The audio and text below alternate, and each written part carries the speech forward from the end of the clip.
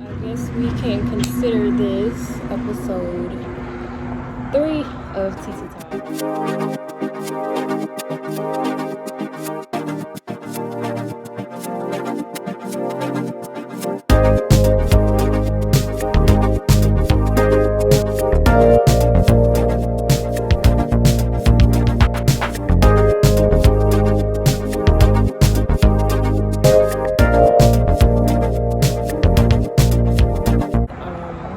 It's a different scenery today. I had a bit of a mental breakdown at work, so I decided to get out and get some fresh air.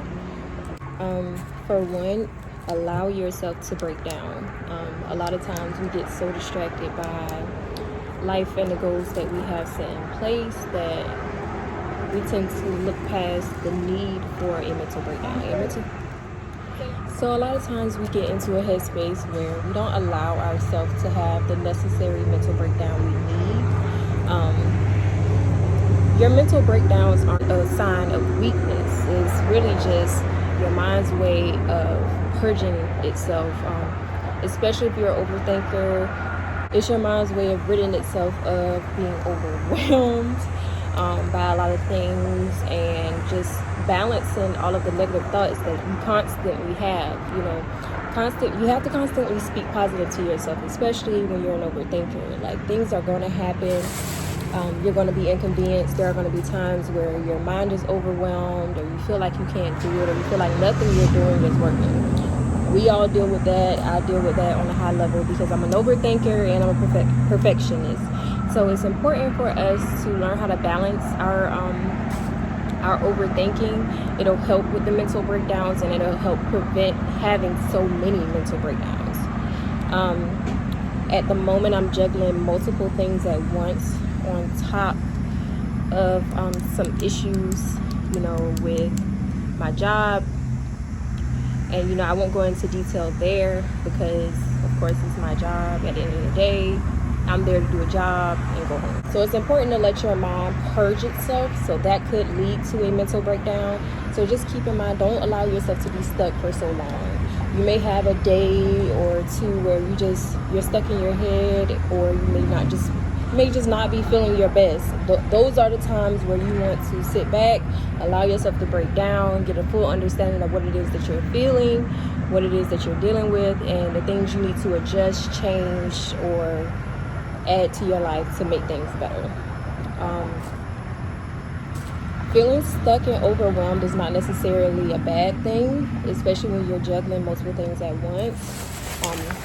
It's common for most people who juggle a lot of things at once and they overthink to get to the point where they feel like, they keep hitting brick walls. You feel like you're not really getting anywhere.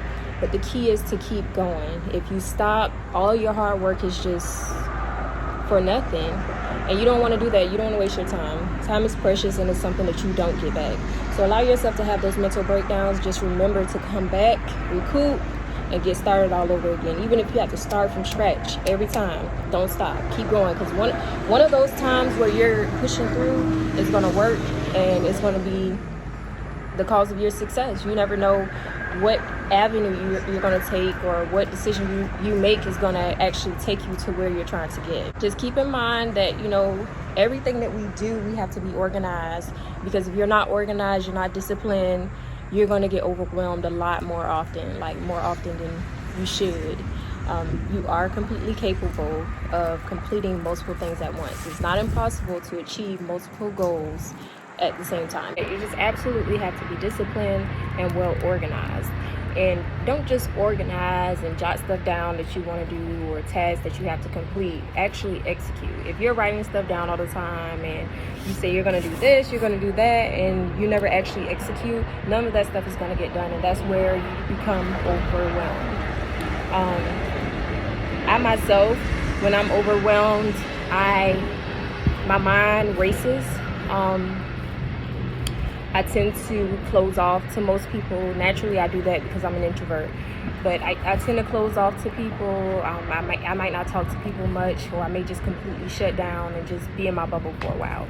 I am learning to not do that, only because a lot of those times if you shut down completely and you close off the world for too long, it'll become your comfort zone. And once that becomes your comfort zone, your downtime becomes longer. Instead of it being a day or two, you might not want to talk to anyone for a week or a month, and that may turn into a year. And that's what you're trying to avoid. So you want to remain productive. You don't want it to become a hindrance, and you definitely don't want it to become something that you can't control. You know, you get in those headspaces where you don't trust anyone, or you go through so much to where you quit. You don't even want to try anymore because you keep hitting these brick walls. Let me tell you, I've been hitting brick walls since I started my journey in everything. I've never not hit a brick wall. So right now I'm hitting multiple brick walls, but the key is to keep going. I'm not going to stop. So that's why I wanted to document this breakdown. I know it doesn't look like I'm having a breakdown, but I've kind of calmed myself down, and I'm learning to talk myself through and acknowledge when it's a breakdown, instead of me just thinking the world is coming against me or so much stuff is happening in my life and everything is wrong. A lot of times it's not that everything is going wrong, it's just you're overwhelmed, you're trying to think everything through at once, and you're not organized. So today I am getting back to being a little bit more organized when it comes to all of my businesses, work, life, everything. So one thing I like to do when I'm overwhelmed and I can't really process my thoughts or organize my thoughts, I get scrambled in the head, I like to clean. So today I am going to go home. I am going to thoroughly clean my entire house. So I'm going to go home, going to do my hair, and that's a lot of things. That's one thing I really like to do, especially when I'm in my head, is pamper myself. So I'll give myself a pedicure, I'll do my hair because I do hair, and just start researching and organizing the things that I'm trying to accomplish. Any path that you choose, no matter, you know, how complicated, how simple, how easy, how hard, you're going to hit some hard bumps, you're going to hit some roadblocks, but the key is to not stop. You got to keep going. Stopping is just, all of the work you put in before you hit that brick wall is just for nothing if you just keep stopping every time it gets hard, because life is hard. It's going to be hard. It's going to get hard. But the important thing is to understand your mind, and also have, for one, a relationship with God, to where you're not completely dependent on people to understand you or help you decipher your thoughts. So there may come a time when you get to the point where you're like, okay, I'm stuck. And this is when you decide whether you're a fighter or a quitter. Now, one thing about it, if you're in business or anything you're trying to accomplish in life, you have to have the hunger to get it done. Just like when you're hungry and you don't eat in the morning before work, by the time lunchtime gets here, you're hangry, you're irritated, and if you don't get to eat lunch and you gotta wait till you go home at 5 or 8 or whatever time you get off, you are going to be extremely angry and hungry and just driven to find food. That is the type of hunger you need to reach success. That's the type of hunger you need to achieve your goals. No goal is going to be simple. Reaching any goal is going to be complicated. Reaching any goal is going to seem hard. It's going to seem impossible. But if it was impossible, God wouldn't have placed you on that path in the first place. So the key is to keep going. It's as simple as that. You know, a lot of times we look for a complicated answer or a quick answer or a quick solution to the problems that we're having, and honestly, a lot of times it's just a matter of keep going. You just got to keep going. You got to stay in the fight. And take some time. You know, get out. Don't always just do your typical routine. Like for me, for my lunch break, I don't like to sit in my office, so I'll sit in my car. If I bring lunch, I'll eat my lunch in my car, or I'll go get lunch and just eat my lunch in my car. Today, I work near a few parks, so I just decided to find a park. It did rain a little today, but I found a park with some shade, and I'm going to just sit here, eat my lunch, and enjoy the breeze. It's a nice breeze outside. It's very relaxing. So that's the type of stuff you want to do when you get stuck in your head. You don't ever want to get stuck in your head and just sit in a house, sit in a building, sit in a car. All you're going to do is overwhelm yourself even more, because naturally we need fresh air We're not meant to just be sitting in a house all day long, or sitting in a car, sitting in a building all day long. And I don't know about anybody else, but personally for me, I absolutely hate sitting in a building all day long working, but I understand that I have a job. I enjoy my job, I really do. I help a lot of people, and that's really my passion. I enjoy helping people. If I can help, whether it's advice, physically, financially, like, I'll help. That's who I am. That's the heart I have. But it's really just good to stay true to yourself. Be kind and be gentle with yourself. And a lot of times we tend to push ourselves or put more pressure on ourselves than necessary when we're actually doing a good job. Like today after my breakdown, I sat down at my desk and just really thought about it. And I'm like, yo, like, I'm really doing good. And I don't give myself credit enough for that. You know, and a lot of times that's where our negative overthinking comes from, because we're just like, we just see the goal. We don't see the process. We're not just pacing ourselves through the process. We're not talking ourselves through the process. We just see the goal and we see that we're not at the goal yet. And that's when you become overwhelmed, because you're like, okay, what can I do now to reach the goal faster? And it's not a matter of time, speed, or whatever when you reach that goal, because you're going to reach that goal when you're supposed to reach it. You're just going to have to go through the proper steps, just like everyone else, to reach that goal. And make sure that you're good mentally, so that when you get to the goal, you don't mishandle it, or you don't make poor decisions and cause it to put you back at square one. Because just because you achieve something and you reach a goal, that doesn't necessarily mean you're finished. That doesn't necessarily mean that's it. That's the bottom line. You still have to do work. So when you get there, all the hard stuff that you're dealing with on the road, it's just to prepare you for your goal. Like, once you achieve that goal, there's still going to be hard work. There's going to be struggles. There's going to be some roadblocks, some bumps on the road that's going to be make you look at life, or make you look at your situation as if it's not enough, or as if you're not doing enough. And like I said, I'm a perfectionist as well as an overthinker. So naturally for me, you know, I put a lot of pressure on myself, which is why I named my business Pressure.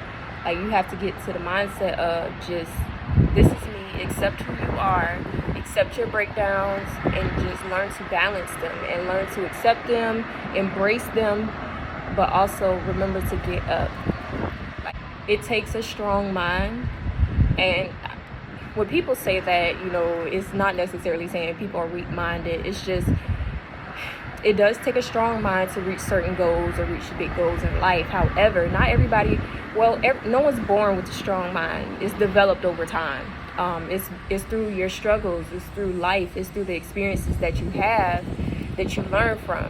But if you're not learning from your experiences, your mistakes, and your trials and your struggles, then it's going to seem as if you're weak-minded, because every little thing that happens, you're going to have a mental breakdown. So it's important for us to take those breakdowns, learn from those breakdowns, and understand why we had the breakdown. You get overwhelmed, get you a routine, and you know you get overwhelmed when you have a lot on your plate, and you at one point you have a lot on your plate. You know, you'll have a system in place already to kind of get you through that, to where you're not having that mental breakdown as often, or you're not needing that mental breakdown as often. But I just thought I'd get on here and get a little personal with y'all. Not too personal, but personal enough to where y'all can relate. Because, you know, a lot of times we see the internet, and, you know, I haven't worn makeup yet on TT Talks, but I'll slay the eyebrows soon. Ooh, there go the thunder, honey. But I'll slay the eyebrows and lashes soon. I just didn't feel like it before work today. I was a little tired. But I still encourage you to live your best overthinking introverted life. If you're going to be introverted and you're comfortable being introverted, you're not trying to change that, you know, embrace it, but remember to get out. Remember to get your fresh air. Just because you're out and about doesn't mean you have to have a bunch of people around you. I'm learning to go out and just be by myself, just out in the world, only because there's some moves I have to make that I'm not going to be able to take everybody, you know, everywhere I go. Or I have a lot of people in my life that have their own goals where I'm not going to be able to be around them everywhere I go. So you got to learn to be independent and, you know, not dependent on someone being around you every time you're out in public or every time you're going to dinner or getting a drink. Like, it's okay to be alone. The world is not as dangerous as it looks. You just have to be smart about how you travel, especially as women. I'm always aware of my surroundings. I just want to encourage you to live your best life. Not too long of a post, but just something to keep y'all going and just to let y'all know y'all are not alone. I started this channel just to be, of support and encouragement to those who may be struggling with some of the things I'm struggling with, mentally especially, with everything going on in the world right now. I'm pretty sure this is definitely a tough time for overthinkers and introverts. And I'm sure extroverts has struggled too, because especially with us having to be in the house last year and the beginning of this year, they slowly started going back out. But, it's okay. Let's just say stay safe. If you're going to go out, just be safe about it. Take the proper precautions. Just remember that your health is always priority. I know everyone's in a rush to kind of just get out, live their lives. And your life doesn't stop, of course. My life hasn't stopped. I've still had places to go, things to do, people to see. But just take the proper precautions. Don't do what you see everybody else is doing if you feel like it's reckless. Have your own mind, follow your own heart. And just remember that you are the only one responsible for your safety. Like, no matter who's around you, it is up to you to make the right decision for you. So I hope you all have a blessed weekend. And I hope that you all had a good Friday, a better Friday than my morning.